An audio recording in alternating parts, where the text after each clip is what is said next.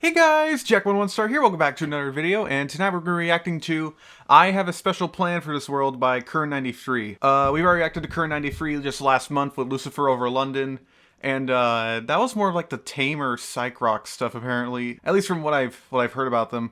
I Have a Special Plan for This World is looks like their most popular and best rated project that they've done, or just any long form single. This is all just one big 22-minute song. It's apparently a poem called I Have a Special Plan for This World, just read out by the frontman David Tibet. And I can't wait to get to this. If you're wondering why the position is different, I'm using my brand new 4K camera here, and it's just a little experimental style. So here we go. I don't know what to expect from this. It's apparent. Current93 is usually very like industrial spoken word stuff. I haven't delved too much into industrial music, so this might be like technically a first for me. I have no idea, but we're gonna get into this because I've been anticipating this review for a little while. Yeah, let's get into it. In her eyes tonight, there's a glow tonight. They're so bright, they could light Fontainebleau tonight. She's so gracious, so delicious. She's not me. Blessed little house, click to the chord, acting out her fuss, with a frolicking bold. I don't understand what he's saying. Fun tonight, she's a treat tonight. You could spread her out, bread, she's so sweet. When everyone you have ever loved is finally gone. When everything you have ever wanted is finally done with. When all of your nightmares are for a time obscured, as by a shining brainless beacon. Whoa. Or a blinding eclipse of the many terrible shapes of this Whoa. world. When you are calm and joyful and finally entirely alone. Then in a great new darkness, you will finally execute your special plan. What's the special plan?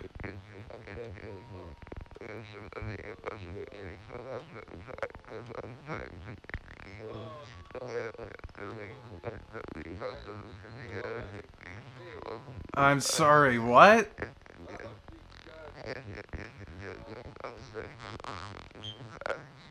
What is that? One needs to have a plan, someone said, who was turned away into the shadows, and who I had believed was sleeping or dead. Imagine, he said, all the flesh that is eaten, the teeth tearing into it, the tongue tasting its savor, and the hunger for that taste. Now take away that flesh, he said. Take away the teeth and the tongue, the taste and the hunger. Take away everything as it is. That was my plan, my own special plan for this world. I listened to these words, and yet I did not wonder if this creature whom I had thought sleeping or dead would ever approach his vision, even in his deepest dreams. This is unnerving. This is really unnerving. Because I had heard of such plans, such visions, and I knew they did not see far enough. That what was demanded in the way of a plan needed to go beyond tongue and teeth and hunger and flesh, beyond the bones and the very dust of bones and the wind that would come to blow the dust away. And so I began to envision a darkness that was long before the dark of night, and a strangely shining light that owed nothing to the light of day. What is like this?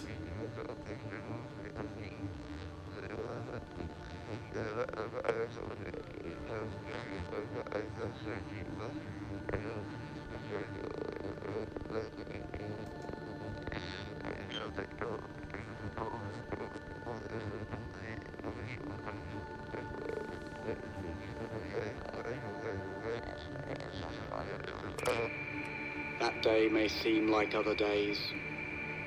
Once more we feel the tiny-legged trepidations. Once more we are mangled by a great grinding fear. But that day will have no others after. No more worlds like this will follow, because I have a plan, a very special plan. No more worlds like this. No more days like that.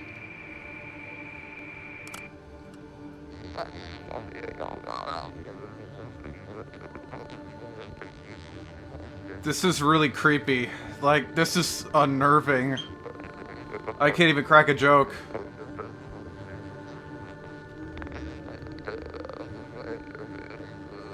Like, what is that mechanical voice?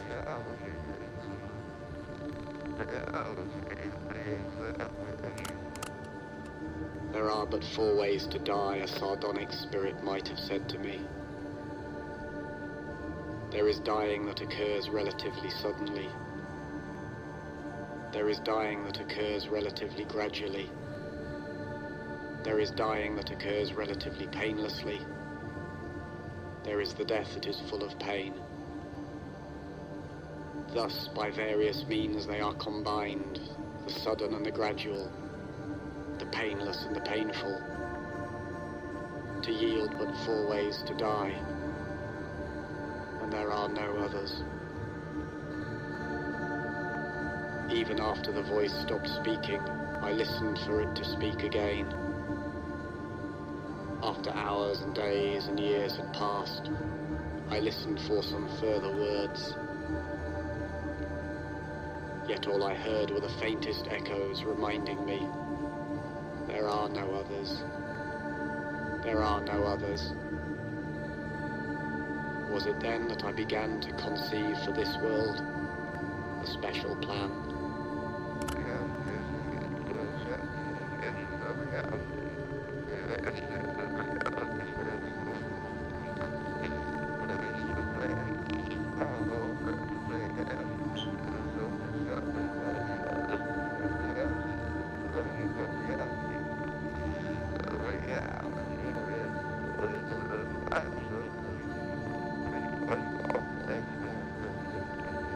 I don't know what he's like talking about on this.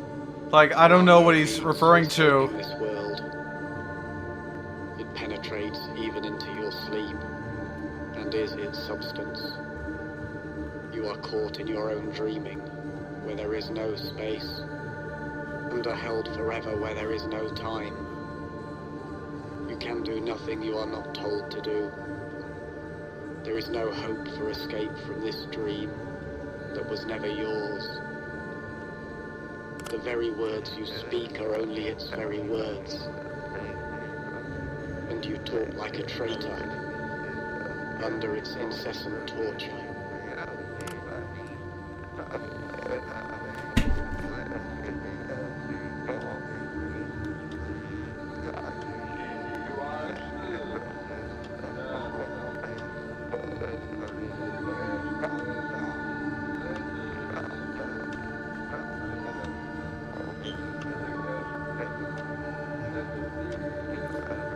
It's like building up and up in the background. Like, that's the more unnerving part. There are many who have designs upon this world. It's like static in my left ear. Why is his voice in my right ear, though? I have heard them talking in their sleep of elegant mutations and cunning annihilations. I have heard them whispering in the corners of crooked houses and in the alleys and narrow back streets of this crooked, creaking universe, which they, with their new designs, would make straight and sound. But each of these new and ill-conceived designs is deranged in its heart, for they see this world as if it were alone and original, and not as only one of countless others whose nightmares all proceed, like a hideous garden grown from a single seed. I have heard these dreamers talking in their sleep, and I stand waiting for them, as at the top of a darkened flight of stairs. They know nothing of me, and none of the secrets of my special plan, while I know every crooked, creaking step of theirs.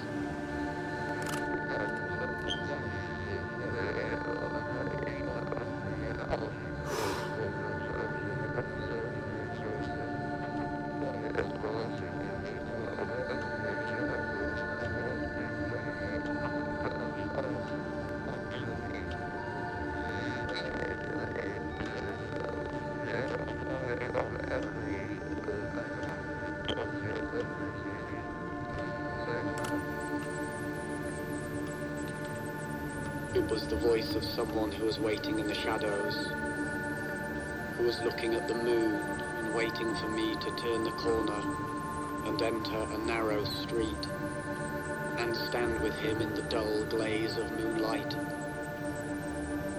Then he said to me, he whispered, that my plan was misconceived, that my special plan for this world was a terrible mistake. Because, he said, there is nothing to do, and there is nowhere to go, there is nothing to be, and there is no one to know. Your plan is a mistake, he repeated. This world is a mistake, I replied. Who's he like talking to? That's the thing I'm trying to figure out.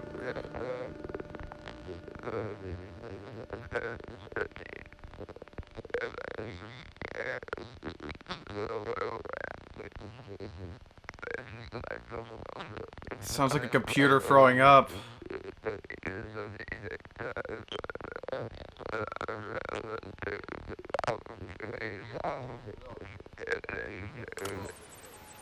Oh, he's back. Children always followed him when they saw him hopping by.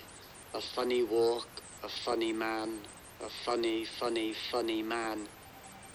He made them laugh sometimes. He made them laugh, oh yes he did, he did, he did, he did, he did. Oh how he made them roll. One day he took them to a place he knew, a special place, and told them things about this world, this funny, funny, funny world, which made them laugh sometimes. He made them laugh, oh yes he did, he did, he did, he did, he did. Oh, how he made them roll. Then the funny little man who made them laugh, sometimes he did, revealed to them his special plan, his very special funny plan, knowing they would understand and maybe laugh sometimes. What's going on in the background, though? Besides, Tibet's speaking. Their eyes grew wide beneath their lids, and how he made them roll.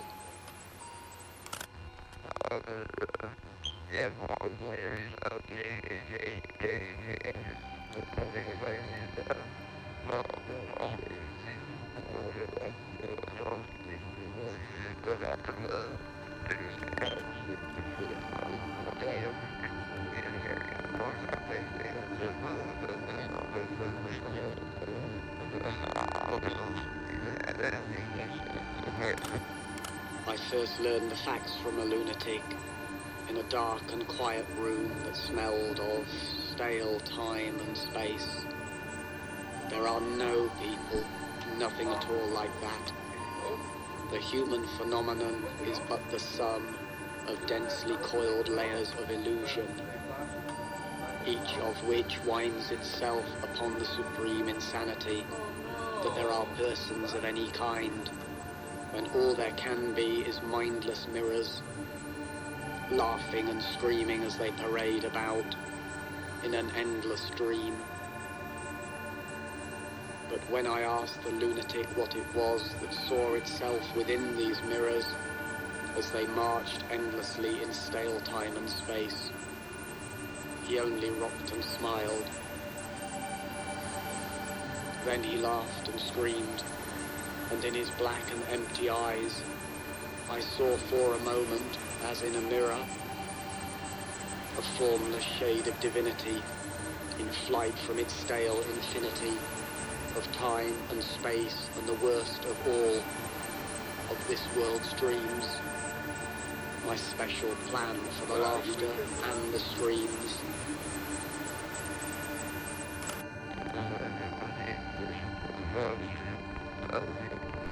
So, the narrator seems very like full of himself. Very full of himself. It's like he has almost like sadistic, I think that's the word, sadistic view of the world. We went to see some little show that was staged in an old shed past the edge of town. And in its beginnings all seemed well. The miniature curtain stage glowed in the darkness, while those dolls bounced along on their strings before our eyes. And in its beginnings all seemed well.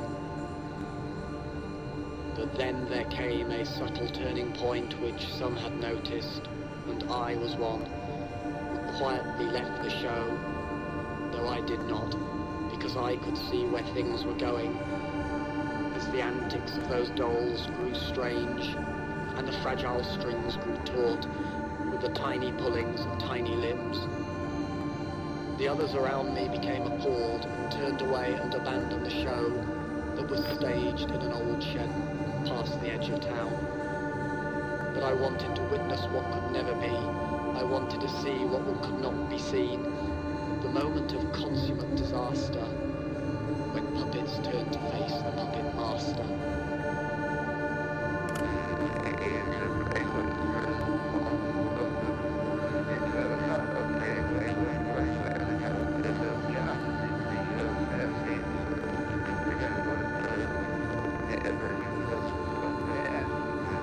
Quick note, if I'm looking down at my phone, I'm just reading the lyrics for this. Or rather, the poem itself, going along with Tibet's words.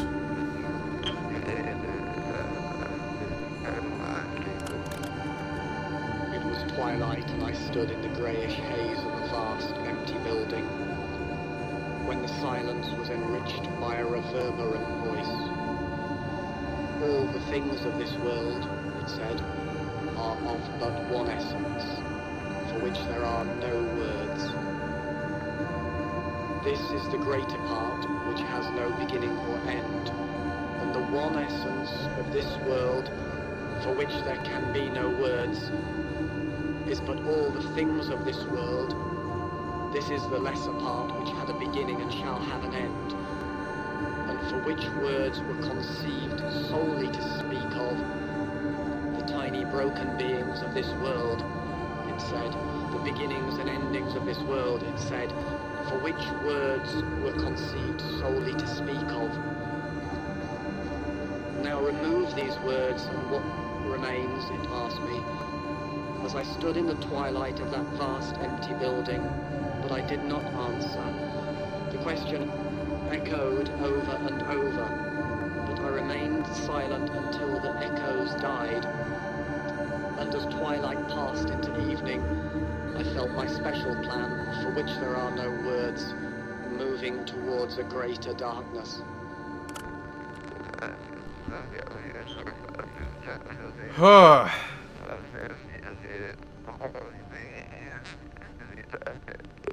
The instrumental's getting quieter.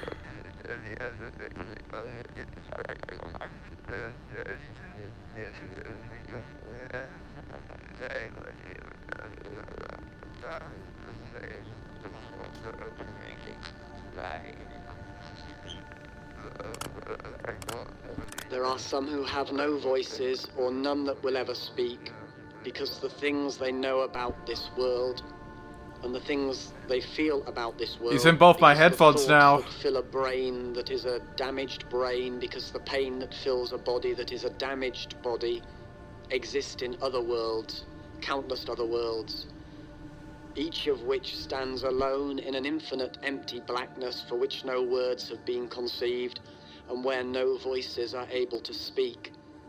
When a brain is filled only with damaged thoughts, when a damaged body is filled only with pain, and stands alone in a world surrounded by infinite empty blackness, and exists in a world for which there is no special plan.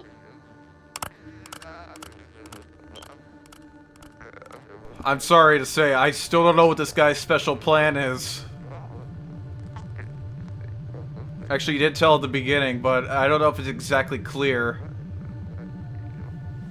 Oh my god, there's like this pulsing in my left ear.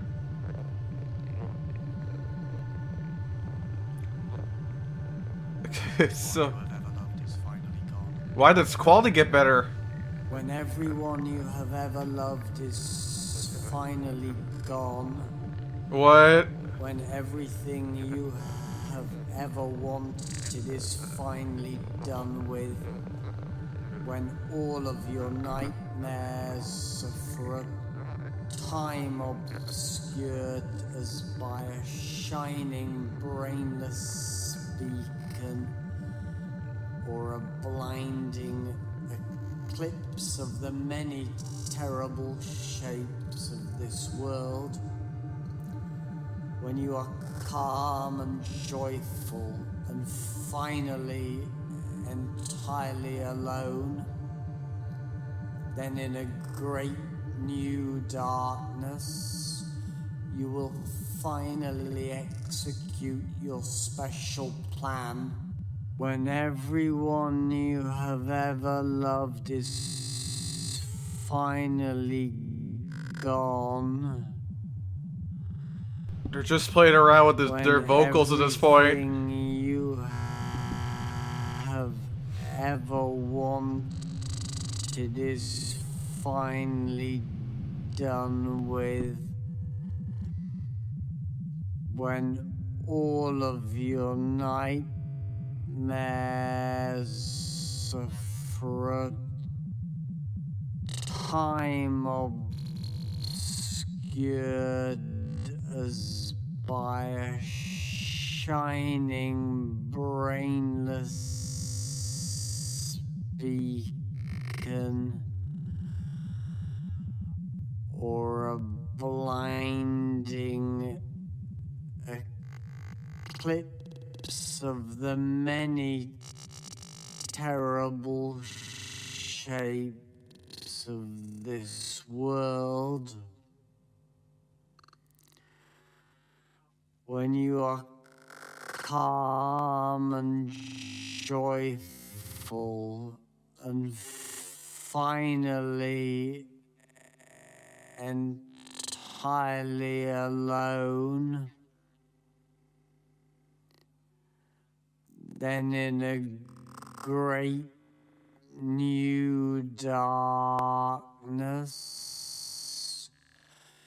you will finally execute your special plan.